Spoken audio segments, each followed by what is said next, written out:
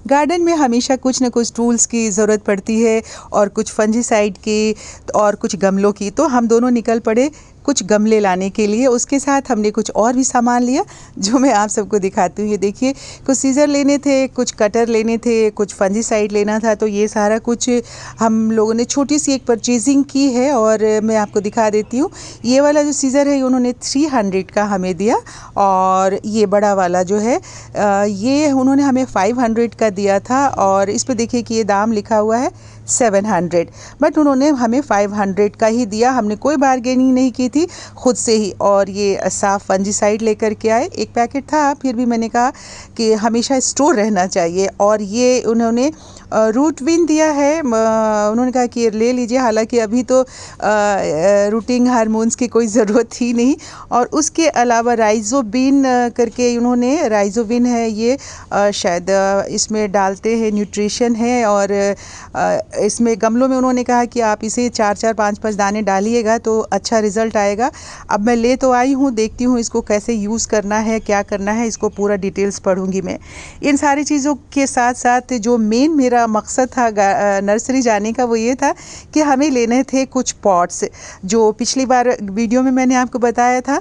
तो ये पॉट्स उन्होंने जब मैंने उनसे दाम पूछा तो साइज़ इसका है 13 इंच इसकी हाइट और गहराई है।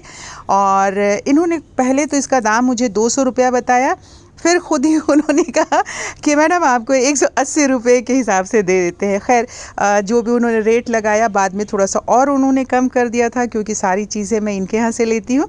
तो मैं 1 दर्जन ये बड़ा वाला गमला लेकर के आई हूँ, 13 इंच का है। और वो कह रहे थे मैडम 10 साल तो ये गमला चलेगा ही। हाँ, इसका जो प्रोडक्ट है वो बहुत ही अच्छा है, हेल्दी है। जो इसकी प्लास्टिक है ना, वो बाकी में टूटने वाली नहीं है। अब इसे ले कर के आई थी, मैंने आप सबको दिखाया था कि ये पिछली बार की ये सारे गमलों की हालत आप देख लीजिए कितना ख़राब हो रहा है। जब मैं गमला शिफ्ट करने लगी तो मैंने मुझे ध्यान आया कि मैं आप सबको ये भी तो बता दूं ज़रा कि अगर आप रीपॉट करते हैं, और पहले मैं ऐसे ही कर रही थी कि जो सीमेंट वाले गमले थे या मिट्टी वाले जो पॉट होते थे, उसमें हाफ नीचे में नीम की पत्तियां डालती थी। जहाँ सोसाइटी में रहती हूँ ना, वहाँ नीम के पेड़ बहुत बड़े बड़े दरख्त हैं, तो वहाँ से मैं पत्तियां इकट्ठा करके लाती थी और नीचे हाफ पोर्शन जो है उसमें फिल कर देने के बाद मैं ऊपर से मिट्टी वगैरह डाल के लगाती थी। अब तो मैंने पूरा मील ही चेंज कर दिया। आप सबको मालूम है कि मिट्टी की जगह ज़्यादातर मैंने कोकोपीट लगाया है और उसमें अलग तरीके से मील तैयार करती हूँ। एक अलग वीडियो उस पर बनाऊँगी। बट इससे ये होता है कि इसमें कीड़े मकोड़े नहीं लगते हैं, और अगर आपके पास नीम खली नहीं है तो उसकी कमी को ये पूरा करता है। और 6 महीने के बाद देखिए कि बिल्कुल खाद के रूप में ये चेंज हो गया है, तो ये हेल्दी है। अब इन सारे कामों के साथ साथ आपको पता है कि मैं रीसेट कर रही हूँ अपने टेरेस गार्डन को। तो मैंने कहा कि थोड़े मोड़े जो हमारे गमले थे, पहले मैंने इसे पिंक कलर में, ये आपको याद होगा कि मैंने खुद से इन सारे पॉट्स को पेंट किया था। और मैक्सिमम जो पॉट्स थे उसे पेंट करने के लिए मैंने लाल बाबू को बुलाया था। लेकिन स्नोसम हमने इस बार कहा कि इससे पेंट करते हैं, और आप सब ने कहा था कि वाइट आप गमले को इस बार पेंट कराइए। तो देखिए, स्नोसम को पहले इसमें थोड़ा थोड़ा पानी डाल के एक पेस्ट की तरह तैयार किया जाता है, और उसके बाद पूरा पानी डाल के इसे एक घोल तैयार कर लिया जाता है। और उसकी कंसिस्टेंसी जो है इतनी ही होनी चाहिए कि ब्रश में आप उसे पकड़ सके और उसके साथ ही आप अपने पॉट को पेंट कर सके। तो इसके लिए मैंने हेल्प लिया सीताराम जी का, लाल बाबू की जगह, क्योंकि ये और भी जो हमारा सीमेंट का काम है वो कर रहे थे। तो इन्होंने कहा कि मैं ये कर दूंगा, तो मैंने थोड़ा इनसे ये हेल्प ले लिया।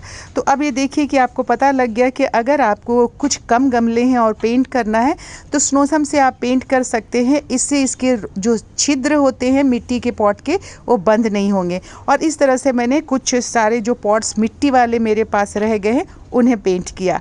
और अब बारी थी आज के काम में आगे बढ़ने की। तो ये खूबसूरत सा फूल आपको दिखा दिया, और कुछ कटिंग वगैरह मुझे करनी थी जो जिनके लीफ ग्रे हो गए थे। तो मैंने शुरुआत की यहाँ से, मेरे पाम से। और इसमें देखिए कि कुछ कुछ नीचे की तरह ये बहुत पुराने मेरे सारे प्लांट हो गए हैं, 8 साल, 10 साल, 5 साल, 3 साल, इस तरह के पुराने। ये आपको देख करके आपको पता लग रहा होगा। और मैं 2 साल 3 साल में इसके पॉट को चेंज करती रहती हूँ। तो मैंने इनकी कटिंग की, सफाई की और इस तरह से मैंने अपने गार्डन को नया लुक देने के लिए अपने पौधों को भी कटिंग शटिंग करके बिल्कुल नहला धुला करके गुड बॉय गुड बेबीज़ बना करके तैयार करना शुरू कर दिया था। और अब जो है बिल्कुल हमारा काम जो है अपने मंजिल पे पहुंचने वाला है, अपने मकाम पे पहुंच जाएगा धीरे धीरे, क्योंकि सारे कटिंग वगैरह हो गई है, गमले भी पेंट हो गए हैं। तो बस अब जो है जो अब की वाला मेरा वीडियो आएगा मेरे गार्डन का, उसमें बिल्कुल नए लुक में ही आपको मेरा गार्डन देखने को मिलेगा। तो आज का जो हमारा ये काम था, और इसी के साथ साथ मैंने सोचा कि आपको ये भी दिखा देती हूँ कि पीछे जो सारा सीमेंट का काम हुआ था अभी देख रहे हैं, उसमें से ये पूरा वॉल भी मुझे क्लीन करना। पीछे सीमेंट की धारियाँ आपको दिख रही हैं और साथ साथ में आप खिले हुए फूल भी देख रहे हैं। तो चलिए साथियों, आज का ये वीडियो को अब मैं यहीं पे ख़त्म करती हूँ। आज का ये वीडियो आपको कैसा लगा ज़रूर हमें बताइएगा, और कमेंट लिख करके बताइएगा कि अगर मैंने जो वाइट पेंट करवाया है पूरे पॉट्स को वो आपको कैसा लगेगा। और फाइनल लुक लेकर मैं जल्दी ही आने वाली हूँ। तो आप सब गार्डनिंग करते रहिए, अपना ख्याल रखिए। Happy gardening. अब मैं चलती हूँ, बहुत जल्द आपसे मिलने वाली हूँ। नमस्कार।